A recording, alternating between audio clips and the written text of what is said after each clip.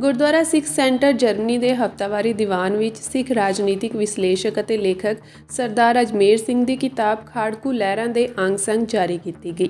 ਇਸ ਮੌਕੇ ਜਰਮਨ ਦੇ ਇੱਕ ਨੌਜਵਾਨ ਵੱਲੋਂ ਸਿੱਖ ਆਜ਼ਾਦੀ ਲਹਿਰ ਬਾਰੇ ਜਰਮਨ ਭਾਸ਼ਾ ਵਿੱਚ ਲਿਖੀ ਕਿਤਾਬ ਵੀ ਸੰਗਤਾਂ ਦੇ ਰੂਬਰੂ ਕੀਤੀ ਗਈ।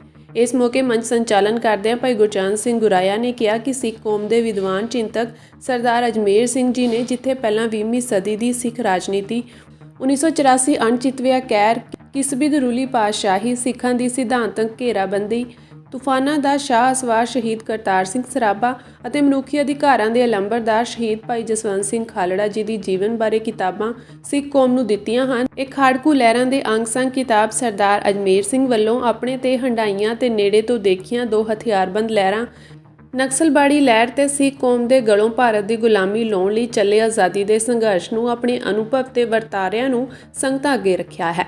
ਉਹਨਾਂ ਕਿਹਾ ਕਿ ਅਸੀਂ ਗੁਰਦੁਆਰਾ ਸਿੱਖ ਸੈਂਟਰ ਫਰੈਂਕਫਰਟ ਦੇ ਪ੍ਰਬੰਧਕ ਸੇਵਾਦਾਰ ਤੇ ਪਤਵੰਤੇ ਸੱਜਣ ਇਸ ਕਿਤਾਬ ਨੂੰ ਸੰਗਤਾਂ ਦੇ ਰੂਬਰੂ ਕਰਨ ਦੀ ਖੁਸ਼ੀ ਮਹਿਸੂਸ ਕਰਦੇ ਹੋਏ ਸੰਗਤਾਂ ਨੂੰ ਕਿਤਾਬ ਪੜ੍ਹਨ ਦੀ ਅਪੀਲ ਕਰਦੇ ਹਾਂ।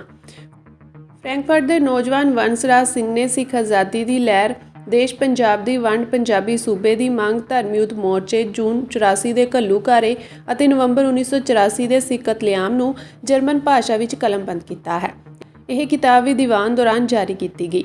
ਵੰਸਰਾਜ ਸਿੰਘ ਨੇ ਇਸ ਬਾਰੇ ਜਾਣਕਾਰੀ ਦਿੰਦਿਆਂ ਹੋਇਆਂ ਕਿਹਾ ਕਿ ਇਹ ਜਾਣਕਾਰੀ ਸਾਡੀ ਆਉਣ ਵਾਲੀ ਪੀੜ੍ਹੀ ਨਾਲ ਸਾਂਝੀ ਕਰਨੀ ਜ਼ਰੂਰੀ ਹੈ।